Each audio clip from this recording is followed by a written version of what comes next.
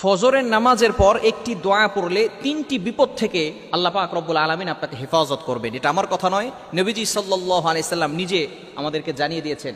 এটা আবু দাউদ শরীফের 1546 নম্বর হাদিসের ভিতর রয়েছে। হযরত আবু হুরায়রা রাদিয়াল্লাহু তাআলা থেকে চমৎকার এই হাদিসটি রয়েছে। তিনটি বিপদ থেকে আল্লাহ তাআলা আপনাকে হেফাজত করবেন যদি ফজরের নামাজের পরে এই চমৎকার একটি দোয়া আপনি পড়তে পারেন। এক নাম্বার হচ্ছে আল্লাহ পাক রব্বুল আলামিন ওই দিন আপনাকে ঝগড়া বিবাদ থেকে আল্লাহ হেফাজত করবেন। সকল প্রকার ঝগড়া থেকে আল্লাহ তাআলা আপনাকে মুক্তির ব্যবস্থা করে দেবেন। অনেক সময় আমরা ঝগড়া লেগে যাই, আত্মীয় স্বজন রিলেটিভস যারা আছে, কাছের মানুষ, প্রতিবেশী, তাদের সাথে আমাদের ঝগড়া হয়ে যায়। এই ঝগড়া থেকে বাঁচার জন্য তাহলে আপনি এই আমলটি করতে পারলে আল্লাহ পাক রব্বুল আলামিন অবশ্যই ঝগড়া থেকে আল্লাহ তাআলা আপনাকে মুক্তির ব্যবস্থা করে দেবেন। বিভিন্ন সময় আমরা ঝগড়ায় লিপ্ত হই, ঝগড়ার মাধ্যমে কিন্তু মানুষ জাহান্নামের কারণ হতে পারে।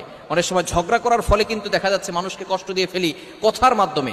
কথার আঘাত কিন্তু অনেক বড় আঘাত।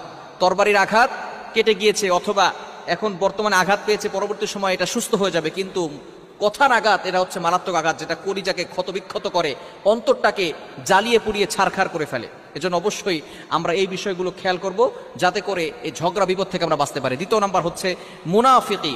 মুনাফিক হচ্ছে ইন্নাল মুনাফিকিনা ফি দারকিল আসফালি মিনান নার। মুনাফিক সবচেয়ে নিচে, একবারে সবচেয়ে জঘন্য জাহান্নামে যাবে মুনাফিকরা, যারা উপরে দেখায় ভালো এবং ভিতরে যারা একেবারে ইসলামের বাহিরে কথা বলে এবং উপর দিক দিয়ে দেখায় যে সে মসজিদের সাথে আছে, ইমাম সাহেবের সাথে আছে, আবার ভিতর থেকে ইমাম সাহেবের বিরুদ্ধে কথা বলে, মসজিদের বিরুদ্ধে কথা বলে, ইসলামের বিরুদ্ধে কথা বলে, তারাই হচ্ছে মুনাফিক। অর্থাৎ উপরে এক, ভিতরে আর এক, এটাই হচ্ছে মুনাফিক। এই মুনাফিকি থেকে আল্লাহ পাক রব্বুল আলামিন তাকে হেফাজত করবেন। এবং 3 নাম্বার হচ্ছে খারাপ চরিত্র থেকে আল্লাহ পাক রব্বুল আলামিন আপনাকে হেফাজত করবেন। এগুলো মনে করতেছেন বিপদ না, এগুলো কিন্তু কঠিন বিপদ। কারণ একবার যদি আপনি মুনাফিকের খাতায় নাম লিখিয়ে ফেলেন, আব্দুল্লাহ ইবনে উবাই যার জানাজা নবী সাল্লাল্লাহু আলাইহি ওয়াসাল্লাম নিজে করেছেন এবং নিজের চাদরটা আব্দুল্লাহ ইবনে উবাইকে জড়িয়ে দিয়ে তারপরে দাফন করা হয়েছে, নিজে জানাজা পড়িয়ে দোয়া করেছেন, তারপরে কিন্তু তার দোয়া আল্লাহ পাক রব্বুল আলামিন কবুল করেন। নবী সাল্লাল্লাহু আলাইহি ওয়াসাল্লামকে জানিয়ে দিয়েছেন যে আপনি যদি ইস্তাগফির লাহুম আও লা তাস্তাগফির লাহুম ইন তাস্তাগফির লাহুম 70 মাররা, যদি 70 বারও যদি তার জন্য দোয়া করেন, আমি কিন্তু তার দোয়া কবুল করব না। এজন্য মুনাফিক হয়ে গেলে কিন্তু কঠিন বিপদে পড়ে যাবেন। তাহলে আপনি কি দোয়াটা করবেন? হযরত আবু হুরায়রা রাদিয়াল্লাহু তাআলা চমৎকার একটি দোয়া শিক্ষা দিয়েছেন, আল্লাহ রাসূল সাল্লাল্লাহু আলাইহি ওয়াসাল্লাম জানিয়ে দিয়েছেন, হযরত আবু হুরায়রা রাদিয়াল্লাহু তাআলা বর্ণনা করেছেন। ফজরের নামাজের পরে পড়বেন, আল্লাহুম্মা ইন্নী আউযু বিকা মিনাশ শিকাকি ওয়ান নিফাকি ওয়া সুইল আখলাক। খুবই চমৎকার একটি দোয়া না? আল্লাহুম্মা ইন্নী আউযু বিকা মিনাশ শিকাকি, আয় আল্লাহ আমি আপনার কাছে আশ্রয় চাই সকল প্রকার ঝগড়া বিবাদ থেকে, ওয়ান নিফাকি, আল্লাহ মুনাফিক থেকে, মুনাফিক হওয়া থেকে আমি আপনার কাছে আশ্রয় প্রার্থনা করছি।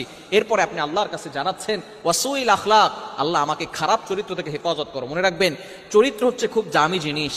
নবীজি সাল্লাল্লাহু আলাইহি ওয়াসাল্লাম 23 বছর নবুয়তের কাজ করেছেন, 23 বছর মাত্র। তবে 40 বছর ধরে তিনি চরিত্রের পরীক্ষা দিয়েছেন। 40 বছর তিনি চরিত্রের পরীক্ষা দিয়েছেন। কুরাইশের সকল মানুষরা, মক্কার সকল মানুষরা এক নামে চিনত যে মোহাম্মদ, আব্দুল্লাহর ছেলে মোহাম্মদ কখনো মিথ্যা কথা বলে নাই। 40 বছর ধরে তার চরিত্রের উপরে কেউ দাগ দিতে পারে নাই, চরিত্রের উপরে কেউ আঘাত করতে পারে নাই। তিনি 40 বছর ধরে চরিত্রের পরীক্ষা দিয়েছেন। এজন্য ক্যারেক্টার যদি একবার নষ্ট হয়ে যায়, আপনি যতই ভালো কাজ করেন না কেন, মানুষ কিন্তু আপনাকে দাম দিবে না। এজন্য চরিত্র যাতে করে নষ্ট না হয়ে যায়, এজন্য আপনি আল্লাহর কাছে পানাহ চাইবেন। আল্লাহুম্মা ইন্নী আউযু বিকা মিনাশ শিকাকি ওয়ান নিফাকি ওয়া সুইল আখলাক, আয় আল্লাহ আমি আপনার কাছে আশ্রয় প্রার্থনা করছি সকল প্রকার ঝগড়া বিবাদ থেকে এবং মুনাফিকি থেকে এবং খারাপ চরিত্র থেকে আমি আল্লাহর কাছে আশ্রয় প্রার্থনা করছি। এজন্য এই দোয়াটা করা যাবে তো ইনশাআল্লাহ। ফজরের নামাজের পরে এই দোয়াটা পড়লে আল্লাহ পাক রব্বুল আলামিন ওই দিন আপনাকে এই 3টি বিপদ থেকে হেফাজত করবেন। আল্লাহ তাআলা আমাদের সকলকে এই আমলটি করার তৌফিক দান